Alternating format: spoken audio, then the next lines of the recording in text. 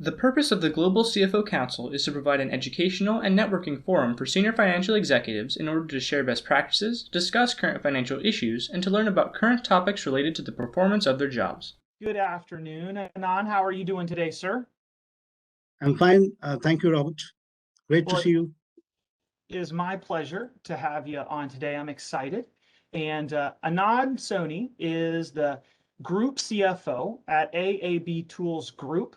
And Anand, it looked very impressive. A real group of companies in everything from retail to manufacturing to metals to oil and gas and more. It was very impressive, the breadth of services that that company provides out of Dubai. And Anand is both a CPA and chartered accountant and a frequent speaker and writer. I've read several of the uh, posts that you've made. I really enjoyed them and just recently watched your interview on CFO University. Great job. And excited to have you here. You write a lot about being a leader, a leadership in global finance and strategic turnaround. So I'm honored to have you here. Thank you very much. Anything else you'd like to share about yourself with the rest of the CFO Council members? Sure. So, Robert, as you mentioned, I am working as Group CFO in Dubai, UAE. But if you look back, my niche expertise has been over the years managing diversified businesses for family-driven groups. So whether it is manufacturing, contracting, construction, retail, distribution, e-commerce, petroleum, interior fit out, stock market, health sector. So Robert, give me a business, I will handle. So that is how I define myself. My core expertise is give me a business, I will handle. And I have been at the CFO, group CFO level for about almost 10 to 12 years.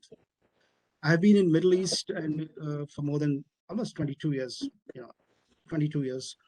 And in UAE, I've been for almost 6 years. You see, apart from my professional, what I mentioned as my niche, one thing I always feel very good about is I love professional speaking. I've been a fairly well-known global speaker. I do participate in conferences, summits, as and when I get chance.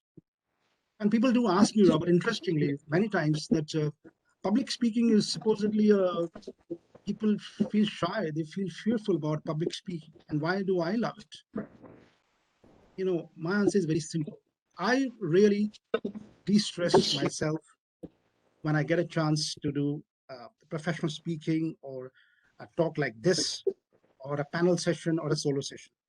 And the other thing is also I have realized that you meet so many people, you learn so much. Robert, there's such intense learning when you hear other people speaking, and that's a knowledge. And then I do write.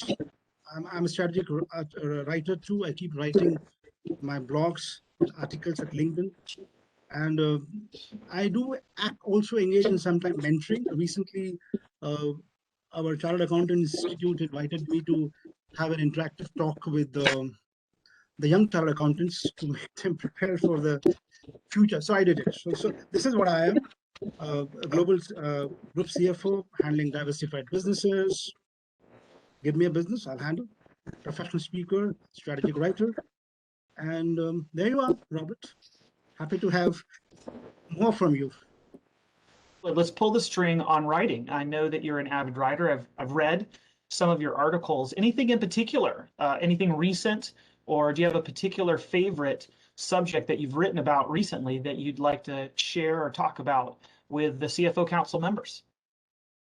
Yes, there are two topics which I have written pretty consistently, I guess. One is a professional topic, and second is a non-professional. I think I'll probably go a little deep dive in both of them. First, let's talk about the non-professional topic. I always have been a fitness freak. I used to always keep myself workout, exercises. But probably before COVID, it never used to be a consistent affair. I probably will go for 45 minutes, 50 minutes a day. and then take a break.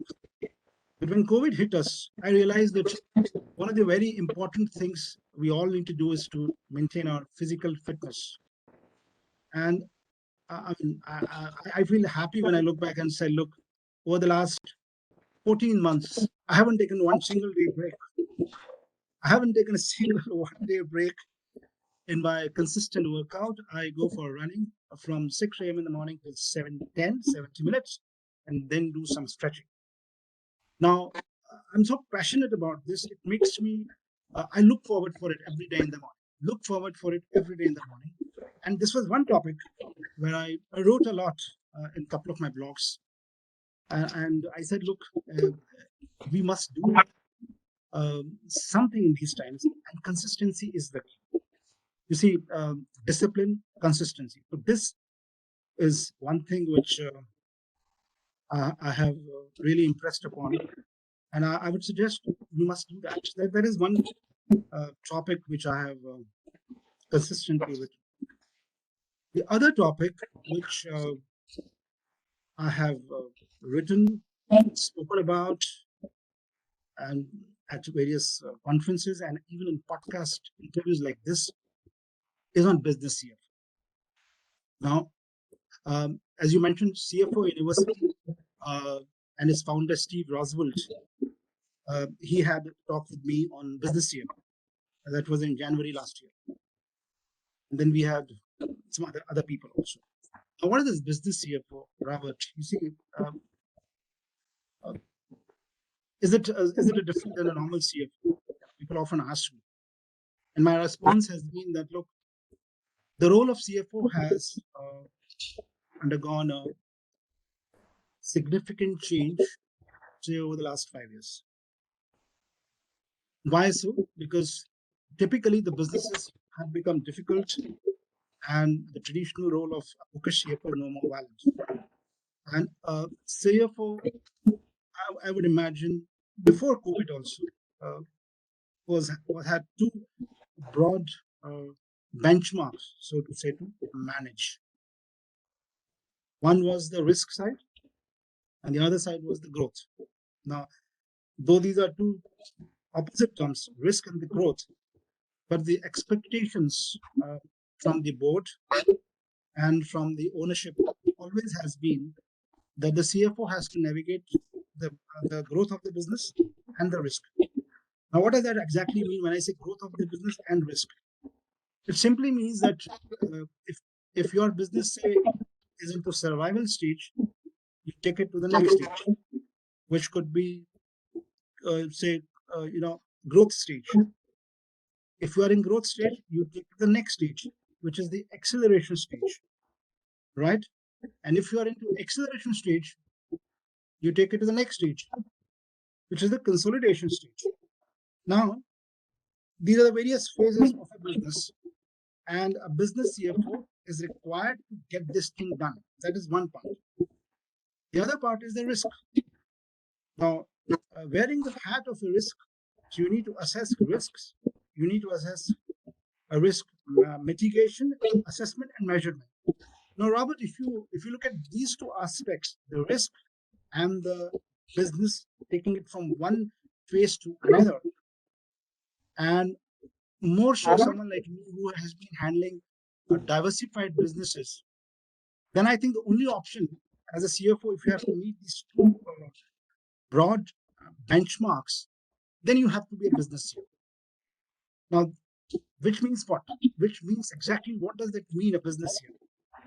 Well, a business CFO is someone who goes deep dive into the business, financial, and the commercial nuances of various businesses, whether they are related or unrelated. Now it doesn't mean that you are supposed to understand each and everything. No, not exactly. A business CFO is someone who is going to go only to that extent which helps him in his financial and commercial understanding of the businesses. And I'll just share with you, if you allow me, one or two examples on just to drive our members about drive this point about when I say go deep dive. You see, some years back, maybe early, some years back, I was handling a business where we had a manufacturing business. Now, normally you see, Robert, we finance people feel that, look, in a manufacturing business, the cost of goods sold. So you have material, you have labor, and you have other expenses. So the general feeling is, look, we can't do anything on the cost of goods sold because we are not production experts, rightly so. We are not manufacturing experts. So how can I suggest that you have this production mix or you should go for this manufacturing process? We are not experts. Then what I did was I went to the shop floor, understood a process to an extent, right? Went back to my P&L, looked at the various costs, and then went back to the production team and said, look, can we do something on uh, cost optimization, value substitution, production mix changes? So by my having ability to go at the shop floor, taking the pains, understanding those technical nuances, and then discussing with the production team, helped in suggesting a better commercial way of doing a business. Just an example. And the other example, which I can very well share, is say on a retail trading distribution business. Now, we need to appreciate as finance professionals the difference between retail and a distribution. Is it a B2B or is it a B2C business? And in one of my organizations, I was asked to give a decision for the board to decide on whether we should close one showroom, whether we should not close one showroom.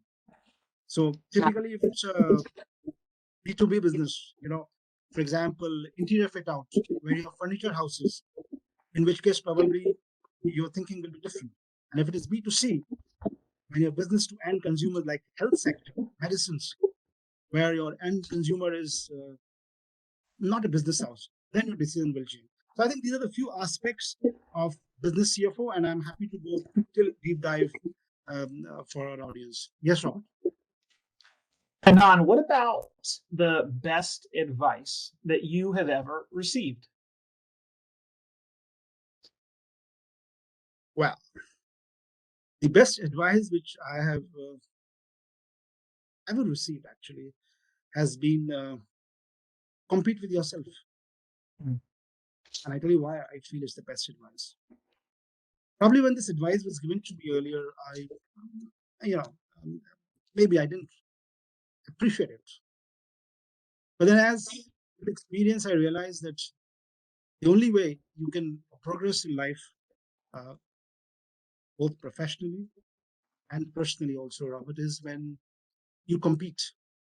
And the beauty is when you start competing with yourself, first you are very positive. You have to be positive, otherwise, you're willing to accept mistakes of yours. So if you make a mistake, you own it, and then what happens? You learn, unlearn, relearn, and then learn. So learn, unlearn, relearn, and learn. If you believe in this, and I don't think these are bookish concepts. People often ask me, do you think it's bookish? I said, no, it is not bookish. So this advice progressively has helped me to know more, constant urge to learn more, happy to own mistakes, and willing to learn from a 2-year-old toddler also, and from a 90-year-old man also, not a problem. I think this is something which I cherish, and I always suggest, even at my workplace also, compete with yourself. Anand, what about a new tool that you've recently started using or a habit that you recently picked up that you have found beneficial?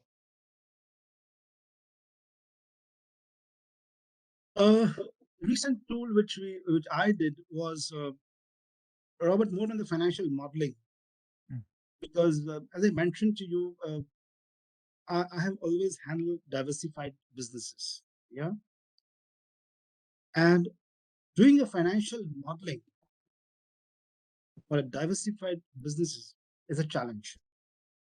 And let me explain why it is a challenge. Robert, people often mistake financial modeling as an exercise to arrive at some worksheets, some numbers, and some conclusions. But as group CFO, I don't look at it from that angle.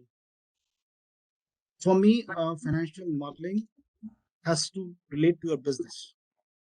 Otherwise, it's just numbers and just pages.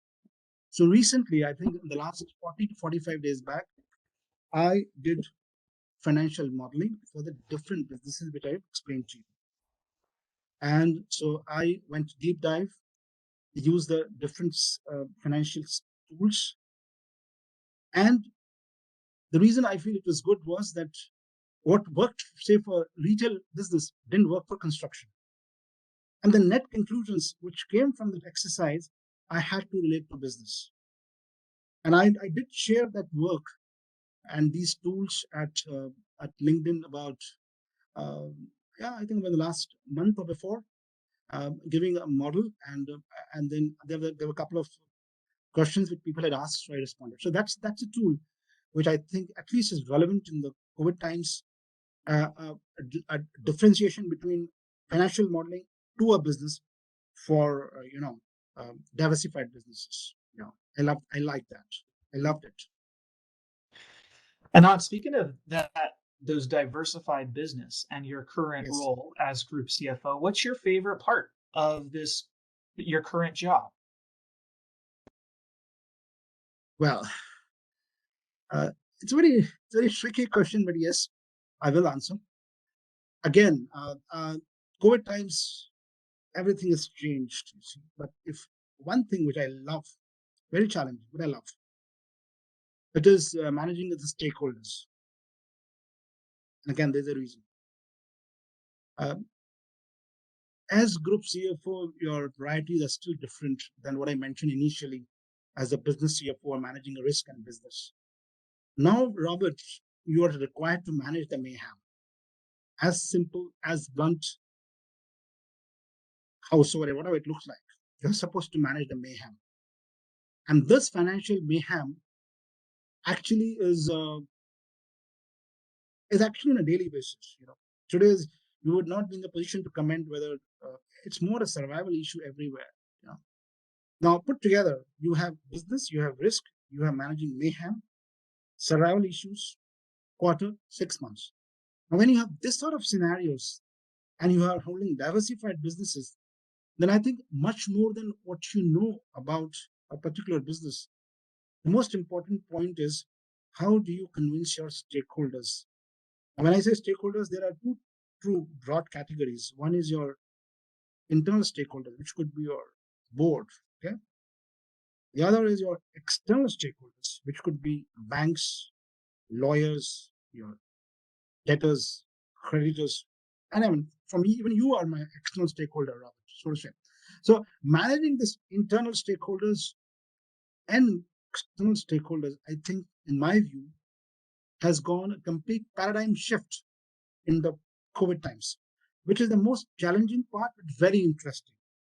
Because what works for a banker may not work for your board. And what works for a board may not work for a lawyer. Now, there are 3-4,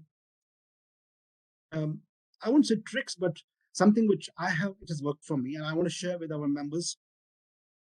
One is when you deal with your internal stakeholders, the board, if you are fully prepared with your facts, figures, logic, and have persistence, patience to go and meet them and ready to listen to them. You got to be a good listener, because if you're not a listener, you are just speaking out.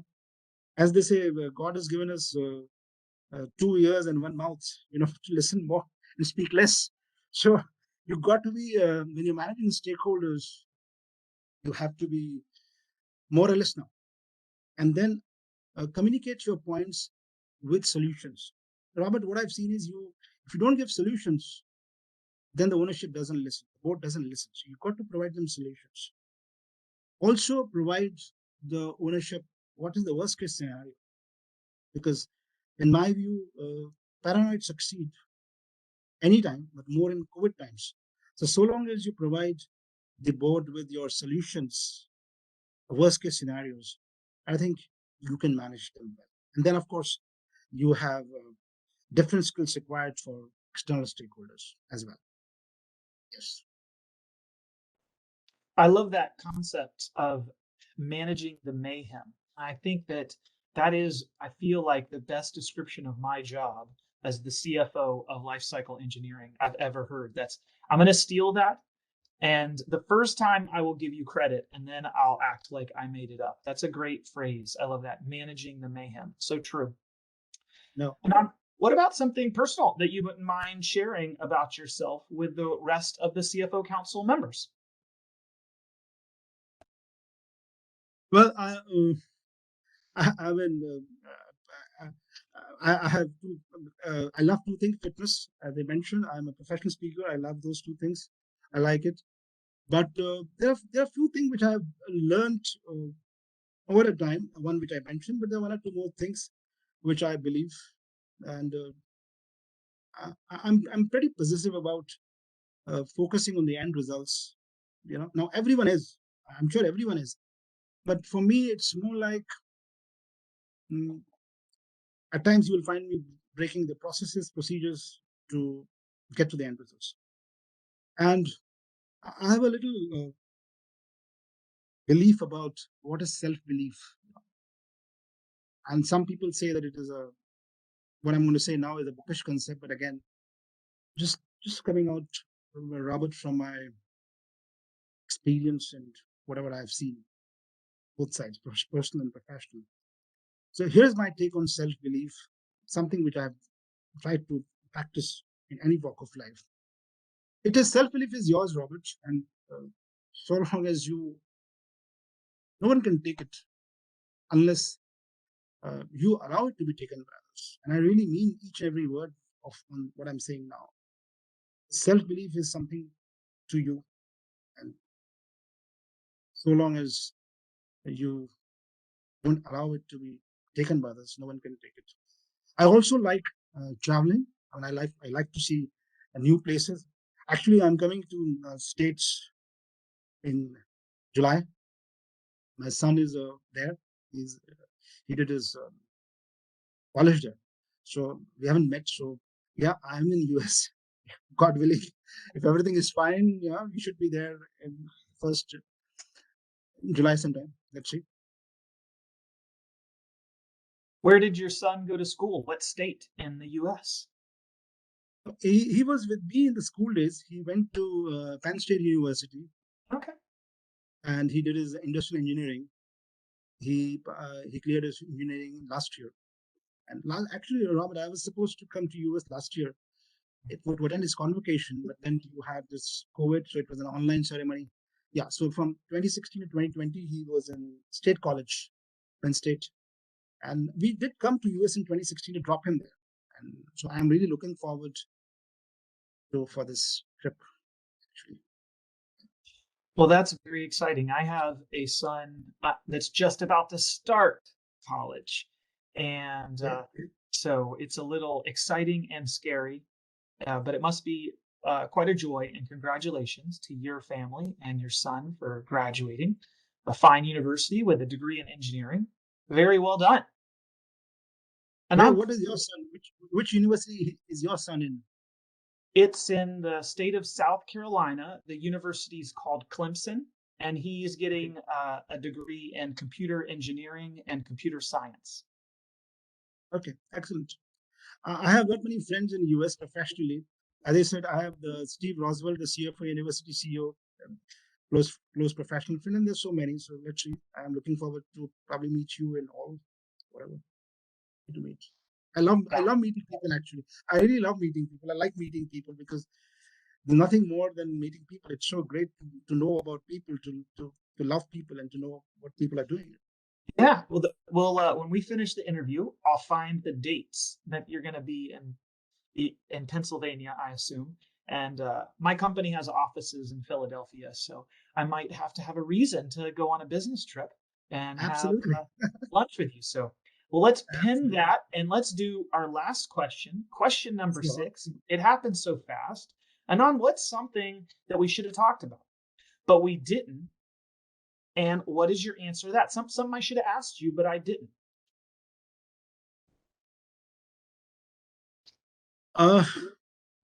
You didn't ask me uh, what have been my failures in life, where I think I could have gone back, you know, change. I wish everyone makes mistakes. Everyone makes mistakes. Yeah. So yeah, I'm not an exception. No way. So I also have my bunch of my mistakes professionally and personally too. So no. So I mean, if we have to discuss it, probably it will take a couple of hours to go through that. But yeah, you didn't ask me that question. Where did I falter? And I did falter, both professionally and personally. Everyone does. Yeah, I think that's really important to be able to admit to ourselves, and others that I think that's really powerful to say that, that Robert, have made mistakes both personally and professionally. And I don't have to be stuck in the past. The present and future Robert can be better and smarter than past Robert. And but I need to learn from past Robert and then just maybe not do that again.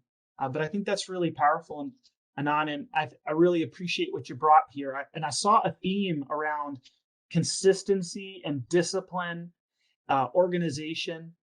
I really love that idea of competing with yourself, waking up every morning and knowing that maybe the greatest risk to success to Robert is Robert. If that's true, the greatest opportunity for success uh, is Robert. And the financial modeling, that's a great concept. And I loved what you had to say about business CFO. So I really appreciate you speaking with us today and taking the time out of your schedule. Thank you very much. Thank you, Robert. I just want to share a punchline for our members, which I do it every time actually, and I think I have to do that. Please. Otherwise, it won't be complete session from my end. And there are 4 P's which I strongly believe in. And again, it is across the any walk of life. 4 P's. What are the 4 P's? Patience, passion, persistence, perseverance. So patience, passion, perseverance, persistence. I think these 4 P's, and again, these are not bookish. I don't believe any bookish concepts. These are all practical, and I try to imbibe to the extent possible. But I think those are relevant, those are important, and I think this is my last message, which I always delivered at any such session all the time. So strongly believe in this 4 P's here. And it has been great, great talking to you, Robert, and giving me such excellent opportunity and so incisive questions you've asked me. And I hope our members have liked. I hope so. And I'm happy to interact with them if they have anything further to discuss with me. I'm always available on my WhatsApp, emails. I think people got to communicate quick. So anyone who writes to me can expect a very quick revert from me unless I'm sleeping. So you can expect anytime. Unless sleeping time, you can expect a communication from me very, very quick. And I promise that. I promise that. Well, we'll allow that. Dubai's 8 hours ahead of me on Eastern Standard Time, I believe. So we allow Yes. sleeping time if I ever reach out and you don't respond. And just when you come to the U.S., I'm going to try to schedule a time. When I hit stop recording, I'm going to see when you're going to be in Pennsylvania. But I would love to make a trip to Dubai. That's on the family wish list. And when I do that, I'll have to reach out to you and meet up if you're available sometime. Of course, UAE is a great country. Dubai is a great city. I love the city. It's a great country. Have you ever been to UAE? No, not yet. We love to travel, but you should. We haven't been there yet. You should. We have a Dubai Expo coming up from this October. A lot of business activities expected. A great city, a great country. So you must come to this place. Well, we close on that. Thank you so much. This has been fantastic. Thank you, Robert, for your time, and appreciate it.